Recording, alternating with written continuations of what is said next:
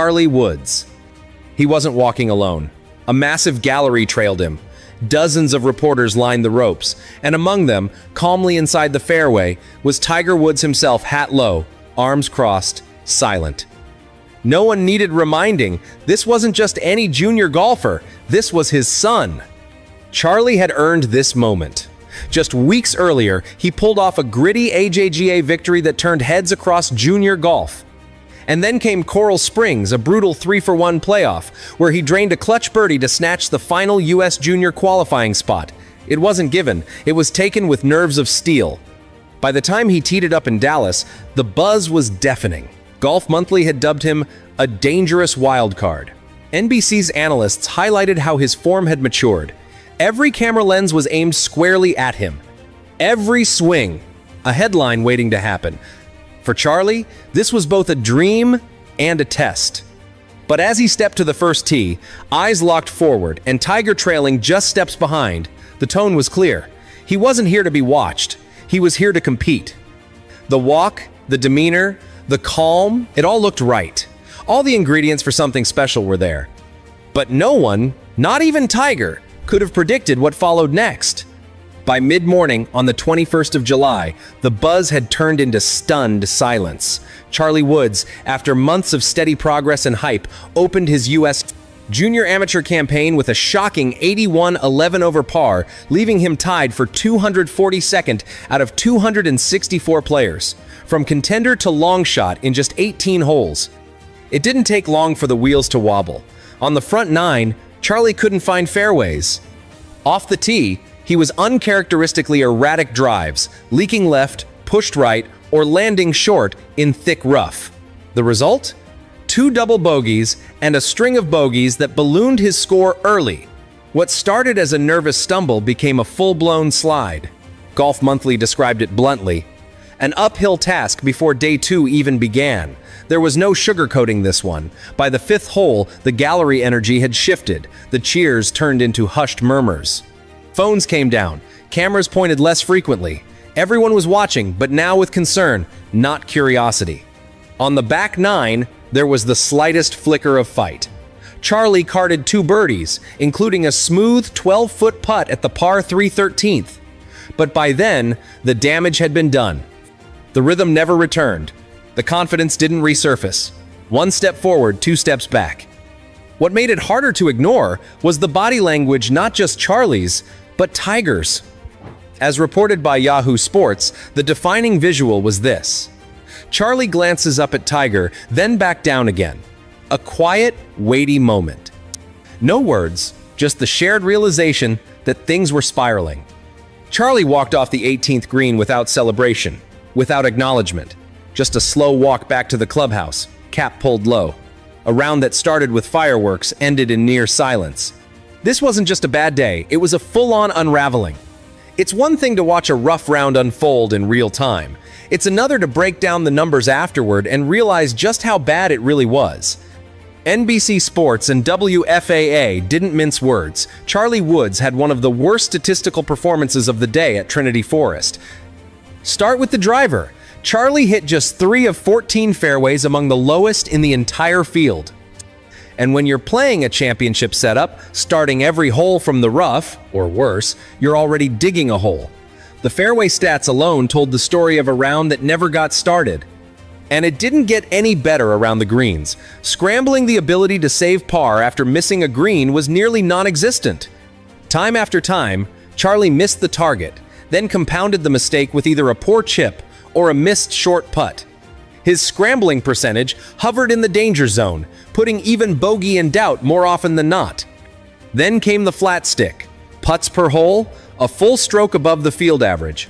On fast, firm greens like these, that number is the difference between staying in contention and sinking fast.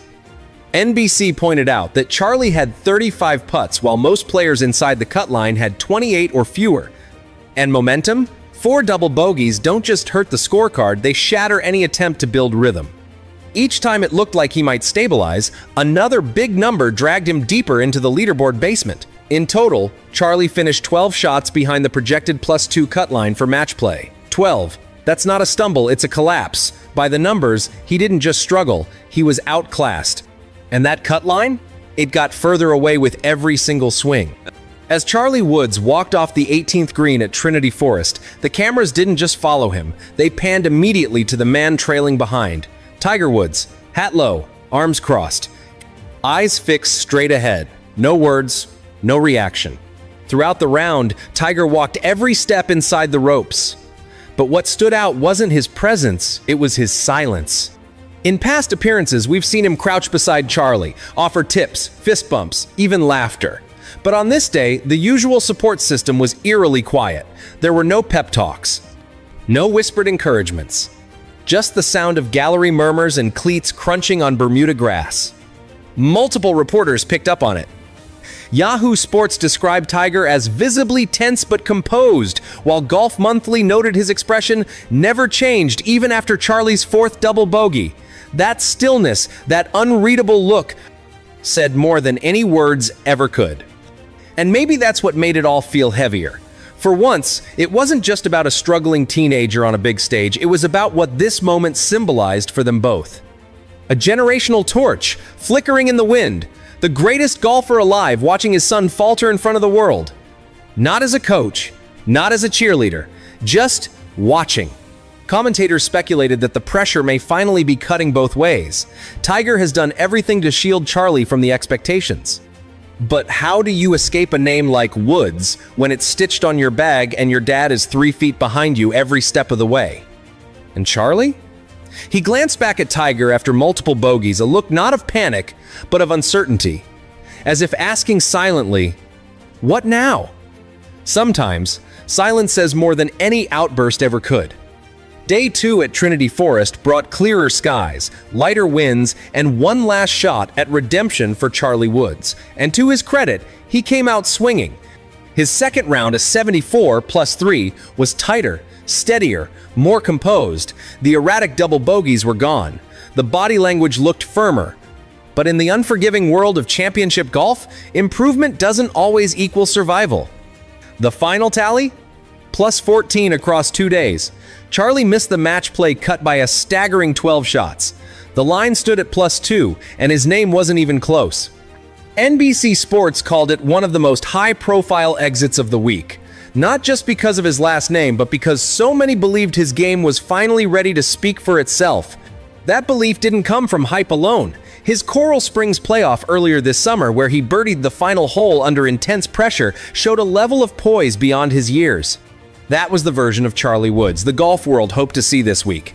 Focused, fearless, free. Instead, they saw a player still figuring it all out, in the harshest spotlight imagined. Junior golf conversation forever. When the first tee shot was struck at Eagle Trace, nobody knew it would all come down to 3 names, 1 number, and 1 nerve-wracking playoff.